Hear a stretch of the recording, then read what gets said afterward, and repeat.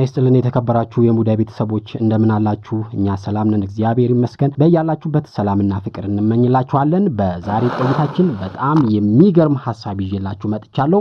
እሱ ምን መሰላችሁ? ያለ ጥፋታችሁ በተለይ እህቶቻችን ምንም አይነት ችግር ስተሳሰሩ ባሎቻችሁ ወይም ፍቅረኞቻችሁ የሚወቅሳችሁ ከሆነ እነዚህ ሐሳቦች እጅግ በጣም ይጠቅሟችኋል። ለምንድን ነው ባልሽ ወይም ፍቅረኛሽ ያለ እውነት ወይም ደግሞ ያለ ሐቅ አንቺን የሚወቅስሽ? ይሄንን ሲያደርግ ደግሞ አንቺ ምን ይሰማሻል?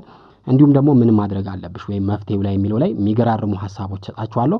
በዚህ ላይ ሐሳባችሁን ለግሱን። በመትስማሙበት በማትስማሙበትም ሐሳብ ማለቴ ነው። አዲስ የገባችሁ ሰብስክራይብ፣ ሌሎች ቤተሰቦቻችን ሼር ላይክ አድርጉት። ሐሳቡ ከተመቻችሁ ኤክስፐርቶች ወይም ሳይንቲስቶች፣ የሃይማኖት አባቶችና በተለያዩ አካባቢ ላይ የሚገኙ እንግዲህ አዋቂ የተባሉ ሰዎች እንደሚነግሩን ከሆነ ወንድ ልጅ በተለያዩ ምክንያቶች ሴት ልጅ ጥፋተኛ አድርጎ ሊቆጣት ይችላል ወይም ደግሞ ሁሌ ጥፋተኛ አድርጎ ሊወቅሳት ሊተቻት ይችላል። በሐቅ ሁሉንም ነገር ከተመለከትን ጥፋቱ ያንቺ ከሆነ ያው ስህተትሽን ማረም መቀየር መቻል አለብሽ።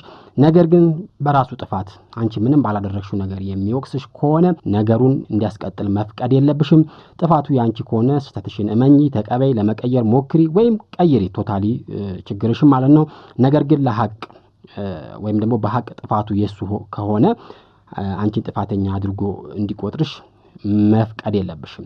ይሄን ካልኳችሁ በኋላ ያለ ጥፋታችሁ ለምንድነው ወንድ ልጅ የሚወቅሳችሁ የሚለው ማለት አንቺ ምንም ነገር ሳታጠፊ ምንም ሳታደርጊ ብዙ ነገርሽ ታማኝና ቆንጆ ይሆን ያለ ይሄን የሚያደርገው በሁለት ምክንያቶች ነው ብለውናል። የመጀመሪያው አነስተኛ በራስ የመተማመን ስሜት ስላለው ነው። ለምሳሌ መጀመሪያ ላይ ሲተዋወቅሽ ወይም ካንቺ ጋር ሲነጋገር በጣም ራሱን ከፍ አድርጎ በራሱ እንደሚተማመንና አሪፍ ወንድ ሆኖ ቀርቦሽ ነበር። በኋላ ግን ጊዜን እየተካ ሲሄድ ያ በራስ መተማመኑ እውነት ሆኖ ሳይገኝ ሲቀርና ያ ነገር ሲጠፋ በራስ መተማመን እንግዲህ ሲያንሰው ያንን ባለማድረጉ ቃል ይገባልሽን ነገር አደርግልሻለሁ ወደፊት ብሎ አንቺን ያሳመነበትን ነገር ማድረግ ሲከብደው ሁሉንም ነገር በአንቺ ማላከክ ይጀምራል ማለት ነው። ሌላ ሁለተኛው ምክንያት አንቺን የሚወቅስበት ስሜቱ የተጎዳ ሰው ስለሆነ ምናልባት ባሎቻችሁ ወይም ፍቅረኞቻችሁ በተለያየ ሁኔታ ውስጥ ያለፉ ለምሳሌ በውትድርና ይችላል፣ በመጥፎ ሁኔታ ውስጥ ይችላል፣ በስደት አካላዊ ጉዳት የደረሰባቸው እግራቸው የተጎዳ ሰውነታቸው አይምሯቸው የተጎዳ ከሆኑ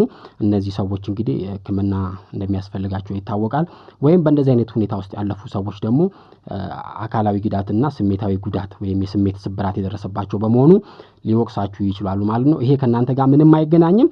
የስሜት ስብራት ማለት ከሌላ ሴት ጋር ፍቅር ጀምሮ የተቋረጠበት ወይም የተከዳ እንደዚህ አይነት ሰዎችም ወይም በህይወቱ ስኬት ያላገኘ ሞክሮ ያልተሳካለት ተምሮ ያልጨረሰ ከሆነ እና ገንዘብ ያጣ ሰው ከሆነ ይሄን ሰው የስሜት ስብራት ስለደረሰበት ለእያንዳንዱ ነገር በንዴት እንግዲህ ነገሮችን ወደ አንቺ ያላከከ ወይም ደግሞ ከንዴት ጋር እየታገለ ነገሮችን ወደ አንቺ እያደረገ እየወቀሰሽ እየተቸሽ ይቆያል ማለት ነውና ይሄ አንቺ ምንም ችግር አይደለም። ይሄ አደገኛ በመሆኑ በተለይ ይሄ ሁለተኛ የነገርኳችሁ ማለት ነው እንደዚህ አይነት ስሜት ያላቸው ወንዶች አደገኛ በመሆኑ ችግሩን ለመፍታት ጥረት ማድረግ አለባችሁ። ይሄን ጉዳይ ወደ በጣም የምትቀርቡት ቤተሰብ ወደ መንፈሳዊ ቦታ ልክ እንደ የሃይማኖታችሁ ማለት ነው ወደ ሕክምና መውሰድ ስለሚያስፈልግ ጥንቃቄ ማድረግ ያስፈልጋል። እንግዲህ ብዙ እህቶቻችን ሲወቀሱ ምንድነው የሚሰማቸው? በእናንተ ቦታ ሆነን ስንመለከተው አራት አይነት ነገሮች ይሰማቸዋል ብዬ አስባለሁ። የመጀመሪያው ብዙ እህቶች ወንዶች ሲወቅሷቸው ቁጣ ነው የሚሰማቸውና ይቆጣሉ ማለት ነው። ምክንያቱም ያ ነገር የነሱ ጥፋት እንዳልሆነ ስለሚገባቸው ካለ ጥፋታቸው ሰዎች ሲናገሯቸው ሲወቅሷቸው ደግሞ ይቆጣሉ ማለት ነው። ሌላው መጎዳትም ደግሞ ደረጃ የሚደርሱ እህቶቻችን አሉ። ለምን ይጎዳሉ ቢባል ደግሞ አንዳንድ እህቶቻችን እንግዲህ ለምንድነው እንደዚህ ሁሌ እያደረገ የሚቀጥለው የሚለው ነገር ያሳስባቸዋል። ስላንቺ እስከመቼ ነው እንደዚህ መጥፎ እየተናገረ ስላንቺ መልካምነት ያደረሽለትን ነገር የከፈልሽው መስዋዕትነት መመልከት አቅቶት ሁሉንም ነገሮች ያንቺን በመጥፎ ነገር ለምን ያያል? ለምን ያንቺን በጎነት አያነሳም? መጥፎ ጨለማ ነገር ብቻ ለምን ይመለከታል ብለሽም በጣም ስሜትሽ ይጎዳል ማለት ነው። ከዚህ በተጨማሪ እስከመቼ ነው እንግዲህ ሳይቀይር ወይም ሳይለወጥ ይሄዳል የሚለው ነገር ስሜት መጎዳት ውስጥ ይከተሻል። ሶስተኛ የሚሰማሽ እንግዲህ የወንጀለኝነት ስሜት ነው። ምናልባት የኔ ጥፋት ነው ብለሽ ትደመድም ይችላልሽ። እሱ እንደዚህ ሆኖ በኔ ጥፋት ነው ብለሽ ያላንቺ ጥፋት ሆኖ ይያለ ነገር ግን የኔ ነው ብለሽ ትደመድም ያለሽ በዚህ ጊዜ ራስሽ እንደ ወንጀለኛ ትቆጥራለሽ። ይሄ ደግሞ እጅግ በጣም አደገኛ ነው። ከዚህ በተጨማሪ እንግዲህ ግራ መጋባት ውስጥ የሚገቡ ደግሞ እህቶቻችን አሉ። የኔ ጥፋት ነው ወይስ የሱ አንዴ ወደዚህ አንዴ ወደዛ ያደረገችው የሚብሰለሰሉ በጣም የሚያስቡቶች አሉ። እንግዲህ ይሄ ነው ሊሰማቸው የሚችለው ማለት ነው። ዞሮ ወንድ ልጅ ሁሌ አንቺ ሊተችሽ ብዙ ነገር ሊያስቀይም ይችላል። ግን ምንድነው ማድረግ ያለብሽ? አንድ ወንድ በተደጋጋሚ የራሱ ጥፋት ሆኖ አንቺን የሚወቅስሽ ከሆነ የሚተችሽ ከሆነ ምን ማድረግ አለብሽ የሚለውን በደንብ ማስተዋል አለብን።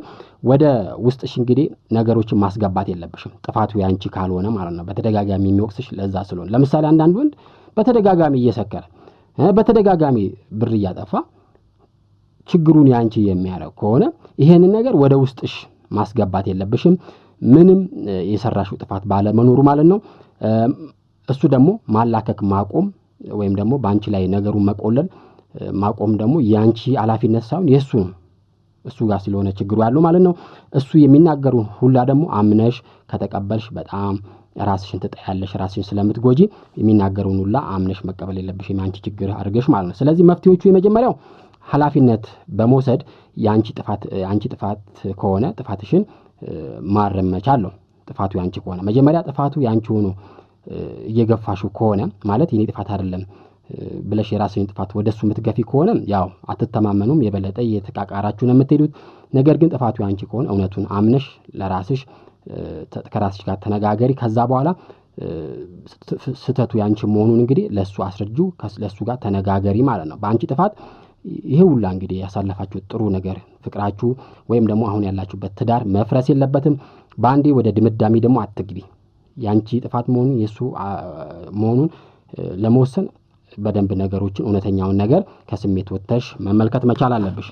ሁለተኛ መፍትሄ ብዬ መነግራችሁ እህቶቼ እንደዚህ አይነት ባል ወይም ፍቅረኛ ያላችሁ ነገሩ ሳይገባው ቀርቶ ከሆነ አውሪው ነው የምለው። ማውራት በጣም አስፈላጊ ነው። ስታወሩ ግን በጣም ኩል ሆናችሁ በተረጋጋ በደስ በሚል ቃላት ቢሆን አሪፍ ነው። በቀላሉ ማረም ስለሚቻል ማለት አንዳንድ ችግሮችን ባለማውራታችሁ የበለጠ እየተቃቃራችሁ እንድትሄዱ ያደርጋል። በቀላሉ መፍታት እየቻላችሁ ነገር ግን ጥፋቱ የሱ ሆኖ እያለ የማያምንሽ ከሆነ እያወራሽውም የማያምንሽ የኔ ችግር አይደለም ያንቺን ብሎ ድምድም የሚያረግ ከሆነ በተደጋጋሚ ሌላ መፍትሄ መውሰድ አለብሽ ብዬ ነው የማስበው። ሶስተኛ እንደ መፍትሄ ያስቀመጥኩላችሁ ይቅርታ ማለት ማቆም ነው። በተደጋጋሚ የሚወቅስሽ በራሱ ጥፋት ከሆነ ማለት ነው። በተደጋጋሚ ይቅርታ በነገራችን ላይ ያስጠላል።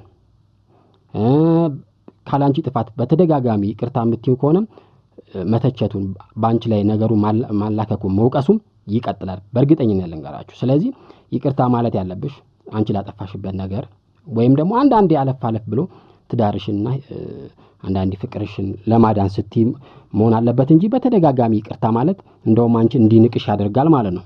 አራተኛ መስመር ማስቀመጥ ያለባችሁ እህቴ ከዚህ በኋላ በዚህ ባህሪው መቀጠል ጥሩ እንዳልሆነ ወይም እንደማይመችሽ እንደዚህ የሚቀጥል ከሆነ ለራሱ ስተት በራሱ ችግር ሁሌ አንቺን የሚወቅስሽ የሚተችሽ ከሆነ በዚህ መልኩ መቀጠል እንደማትቺ በደንብ አስረግጠሽ መናገር አለብሽ ማለት ነው።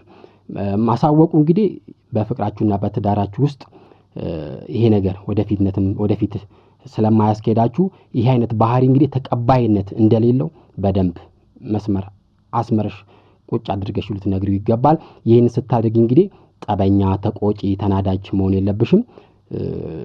በዚህ አይነት መልኩ እንግዲህ ከሄዳችሁ ነገሮች ጥሩ እንደማይሆኑ እንደማይመቹሽ ከነገርሽ በኋላም ደግሞ ውሳኔሽን ማጽናት ነው ያለብሽ።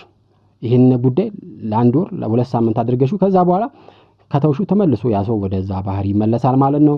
አምስተኛና የመጨረሻው ምነግራችሁ ነገር አዋቂን ወይም ደግሞ በጣም የቅርብ ሰው ባለሙያ የሕክምና ሰዎችንም ደግሞ ከገፋ ማናገር መቻለው። ይሄን የምታረጊው እንግዲህ በጣም ከሰለችሽ በራስሽ ማስተካከል ካልቻልሽና አድካሚ ከሆነብሽ ብዙ የህይወት ድካም ካለብሽ እነዚህን ሰዎች ማናገር ነው እንጂ ሚስጥራችሁን ወደ ውጭ ማውጣት የለባችሁም። ይሄን ነገር ማውጣት ያለብሽ እንግዲህ የመጨረሻ አማራጭ አድርገሽ ነው። የውጭ ሰዎች ባለሙያዎች፣ ቤተሰብ፣ የተለያዩ አዋቂ ሰዎች ስለ አንቺና ስለሱ ምን ያሉ ማን ነው ጥፋተኛ ነው የሚያደርጉ እንዴት ማስተካከል አለባችሁ የሚለውን ነገር በደንብ ስለሚነግሩሽ ማለት ነው።